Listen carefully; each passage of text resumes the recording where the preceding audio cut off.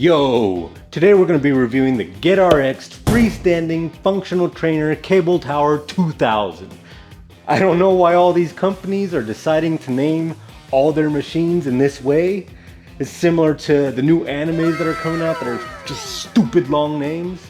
But I guess to each their own. Anyway, this thing looks pretty sick. It's hecka modifiable, but is it any good? Let's find out. As far as uses go, this is very versatile. As versatile as any other functional trainer out there, especially if you have the right accessories. And I have all the right accessories. You can do all the variations of curls, tricep pushdowns, tricep extensions, flies, reverse flies, and then there's lateral raises, front raises, rows, pull downs, though awkwardly, face pulls, cable twist. Going weird, we got the hip abductor, adductor, leg extensions and leg curls, reverse cable squat, neck exercises, and there's probably so many more exercises it could do. If anything, the list of what it can't do would be so much shorter. Moving on to specifications. Specs. Starting with dimensions, this is 48 inches wide, 40 inches deep, and 93 inches tall. Shipping weight is 112 pounds, so I would say that this is around 105 to 110. But I haven't actually weighed it myself, so that's up in the air. Definitely more than 100 pounds though. On to trolley adjustment. The highest point is 78 inches and the lowest point is 12.5 inches. There's 35 different adjustment points, each separated by 2 inches, with every other being etched. Now let's talk steel. All the black parts are 11 gauge powder coated steel. And then this silver part where the trolley is uncoated but still 11 gauge steel. But their holes are inconsistent. This upright has 1 inch holes spaced 2 inches apart on all sides. And then it transitions to half-inch holes literally everywhere else. Trolley upright also uses half-inch holes. But because it's only on the front and back, it really makes it unusable for anything else except their leg holder attachment that you would have to buy separately from this. So what's the max cap on this? They don't explicitly say on their website, but they do have weight horns attached to their 200 pound stack. So it would be 200 pounds plus whatever you can fit onto the weight horns. This cable is about as thick as the Bells of Steel cable, and that's rated for 500 pounds. So I would say this is probably safely rated for about 500 pounds as well. Here I am rowing 230 pounds. All the pulleys still feel smooth, and the cable doesn't feel like it's the weak point of the system at all. So I definitely think it could handle around 500 pounds. Not that any of you need that much weight, let's be honest. The functional trainer does come with nylon pulleys, which are easily upgraded off of like Amazon to aluminum pulleys. And it comes with 2 nylon handles. Unfortunately, they're not, knurled metal or whatever, but this is also pretty easily upgraded off of Amazon as well with the Yes for All knurled D handle. I really like this, highly suggested.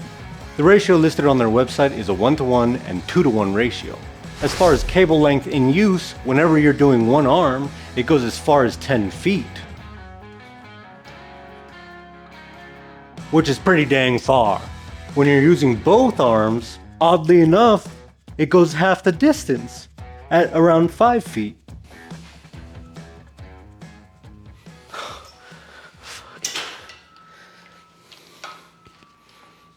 Ice cream truck. So I'm gonna be right back. That was a joke. I just went and grabbed water. Honestly, I put a lot of work into some of these videos, and sometimes they don't, skyrocket in views. So just give me a like, help promote the video, maybe subscribe, I don't know, be cool.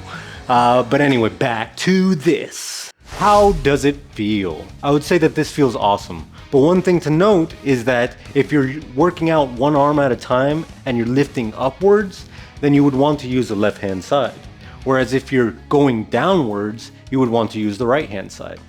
The reason for that is that the right hand side comes from the bottom in the way that it's built, and the left hand side comes from the top. So when you're using the right hand side, you would want to go downward to only use one of the pulleys on the system.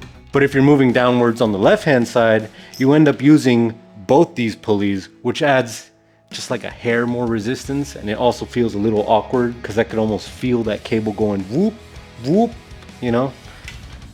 So it's better just to lift upwards and you're only using this pulley. Stability for this is kind of wacky. They do recommend bolting it down into your floor. But I mean, like the Titan lap pull down tower also did, and it didn't really need it. But this kind of does. So, I mean, up to you. I'm cool with just having it a little bit unstable sometimes. User discretion is advised. Really, you just have to watch out if you're doing a single arm and moving away from it with high weight up top or something. So, like really up top is where it feels the most unstable. Whereas down low, I don't really feel the same sense of instability, which makes sense. Because at the top, it would then be top heavy, kind of.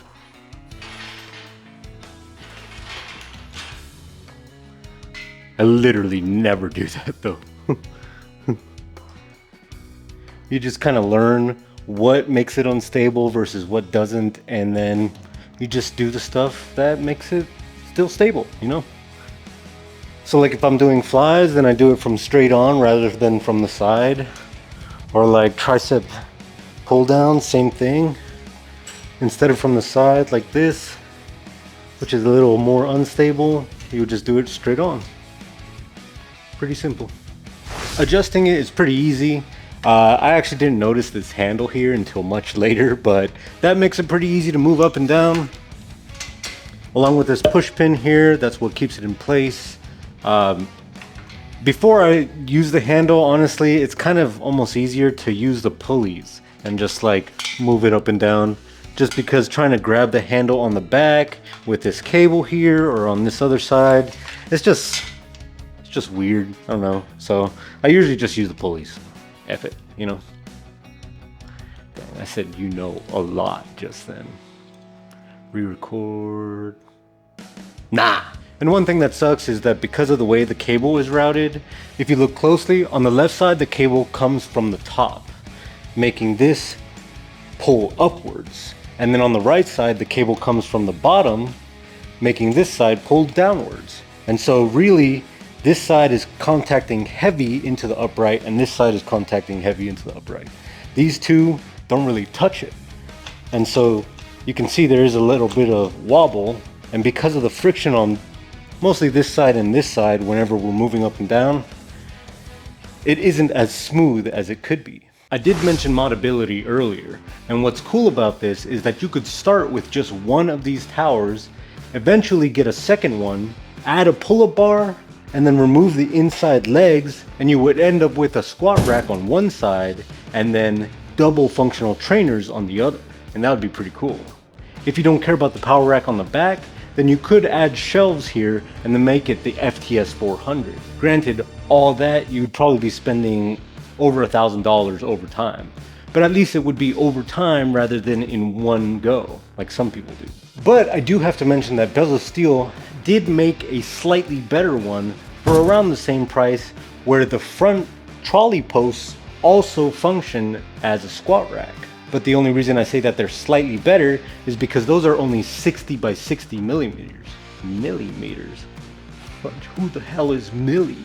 Anyway, with the Bells of Steel trolley uprights being 60 by 60 millimeters, or 2.3 inches by 2.3 inches, that doesn't really let other attachments from other companies add on to it, which is why I say that that is only slightly better.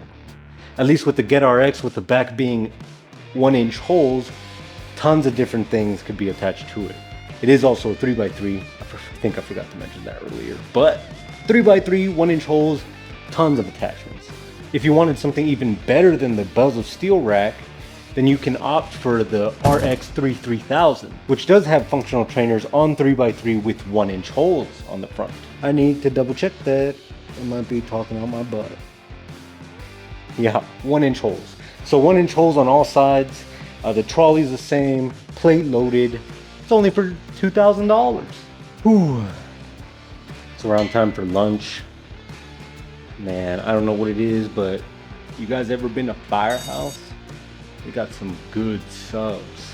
one of my favorite subs is called the subscribe button. Now let's talk cost on this bad boy. For everything you see here, it's $505 base price. But after shipping and taxes, we're looking at over $700. And that was for me, and I'm just like right down the street from them basically. If you're looking at the weight stack version, that's over $1,500. $1,500, with its base price being around $1,250. I don't know how important convenience is for you, but it's not worth double the price for me. And I didn't buy this new, I bought it used for $250. Look at the used market, folks. That's where the deals are. Speaking of deals, I'll try and pump out this video as quickly as possible. There is a sale going on until July 8th for their July 4th sale. It seems like they're pretty good deals, but you know, not as good as buying used, so definitely do that. Who is this for? Freaking everybody, dude.